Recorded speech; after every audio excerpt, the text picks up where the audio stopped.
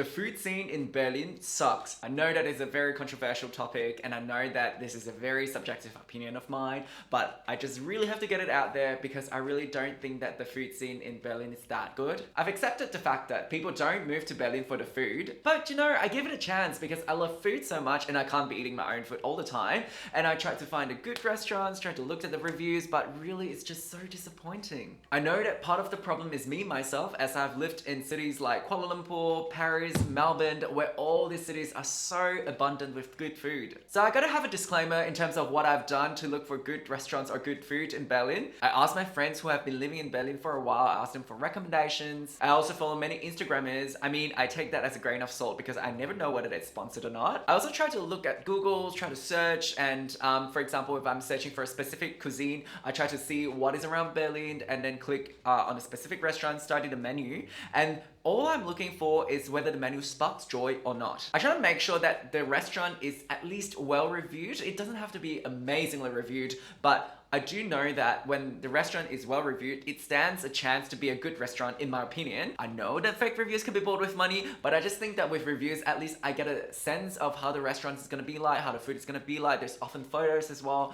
So I see it as a good resource. So there's so many restaurants in Berlin, right? And I can't try them all. So through this Aaron way of featuring restaurants in Berlin, just like what I did in KL or in Melbourne or in Paris, I really gotta say that most of the restaurants, in fact, more than 50% of my restaurants visit were lackluster. But what that also means is that not all restaurants are bad. There's still some hidden gems, or maybe I'll do another video on that, the restaurants that I would recommend in Berlin. In this video, I'm just going to talk about why the food scene in Berlin is bad. I just have to say that food does not taste as good in Berlin compared to other metropolitan cities, or maybe it's not a Berlin problem, I think this is a Germany problem. Obviously, the German dishes that's prepared traditionally in a very rustic way is still very, very good, provided they are not overly salted. For example, Schweinehaxen, Eisbein, and Spätzle, that's all very good dishes. And if they're done well, they're really, really good. However, the unfortunate truth is food is really salty in Germany. And you often see many restaurants have this salt and pepper readily available at a table. I don't want salt and pepper, I want tap water. And the third thing I want to bring up is the non-German restaurants. Berlin, as a very international city, is blessed with so many international foods, so many ethnic restaurants, so many food that is influenced either modern German or like fusion German or like fusion between different cultures. I think that's a very good thing. Something that I truly love about international food is the people that's preparing this food, or the chef or the waiter, they're providing a slice of their culture to you as well. However, in Berlin, I mean, I sound like I'm complaining a lot, but really I cannot stand that sushi and spring roll is in the same menu. I just cannot stand it. And paella and aglio olio in the same menu. That just cannot happen. Pizza and pita on the same menu. Why? Why would you do that to humankind? Why would you do this to the god of food? Oh my god. I mean, I have no words if the sushi and the spring rolls and the paella and the aglio olio is perfect all the time. But the unfortunate truth is, it is just so difficult to excel in cross-cultural dishes in a kitchen that has to dish out dishes all the time. I just think that's almost mission impossible. Not impossible, but it's just hard to excel in it. So why do that when you know for sure you can definitely prepare good Vietnamese dishes or like good Spanish dishes into different restaurants? Like, don't take other cultures into your restaurants, just do what you do best. Isn't that better? Just the other day, I heard from one of my friends that she went to a Japanese restaurant and then the restaurant looked good and the menu looked good, and then on the menu it says curry. So she was like, oh my god, she was craving for a good bowl of Japanese curry. So she ordered, and then it turned out to be Thai red curry. But why? Why would you offer a Thai red curry when you're in a Japanese restaurant? I just cannot. My brain is...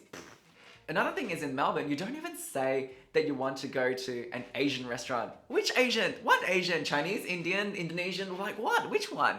And it's like, we don't say European restaurants as well, right? Like, do you mean Greek? Do you mean Spanish? Do you mean French? Do you mean, like, just like you can see what I'm talking about. I think people have to get away from the notion of like Asian food means, okay, I can get keropok, pho, sushi, and Thai red curry in the same menu. So this gives the restaurant more space to excel in what they do best. So instead of like thinking that the customers are wanting variety of like dishes from Thailand or from the Philippines and from China, they can truly focus on what they do best. And then the customers, on the other hand, can enjoy what the restaurant can offer to them. So there are a few observations. It could be objective, it could be subjective because it's me and it's only my opinion. But the one thing that I cannot comprehend is the tap water. Why is it not free? Why? Why are you gonna ask for it when I already had my wine order or my beer order, or if I order anything else already, why would I still have to ask for tap water? And oftentimes it's not given to me. So in France or in Australia, where it's literally written into the legislation that tap water has to be provided for free for the table,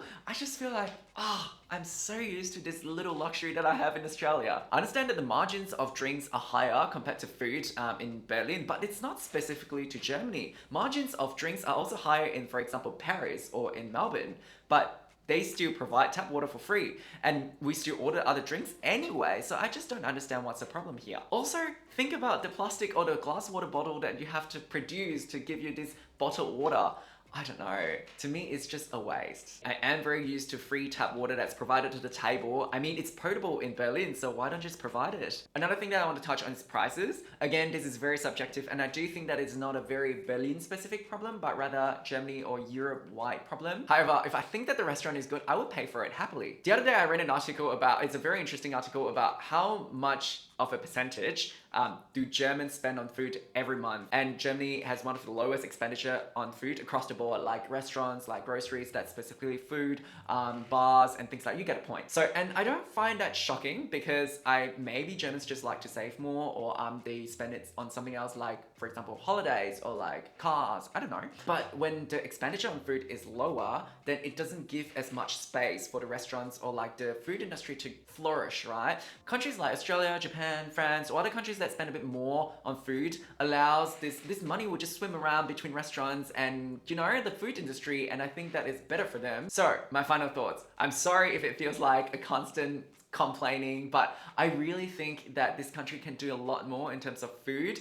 Yes, there are more important things going on in this country. There are more important things going out of this country as well. I will continue to find good restaurants in Berlin. In fact, I already have a small list of restaurants that I always go back to or recommend to my friends too. However, looking back at the 5 months that I've been here, less than 50% of the restaurants in Berlin were good, unfortunately. And I wish I could say otherwise. I recently went to Taiwan, Denmark, Serbia, Austria, and the Netherlands. Maybe it's because of my mood when I'm traveling, but the restaurants in these countries are much better, and obviously more than 50% of the time they are good. Hence, my strategy is I have been eating out less in Berlin and just saving up money so that I can eat overseas. If you like this kind of video of me talking about Berlin or complaining about Berlin, maybe I'm becoming like a German. Please subscribe to my channel as I'll be talking about Berlin and Germany and my new life here in Germany. Thank you for watching. Ciao, ciao!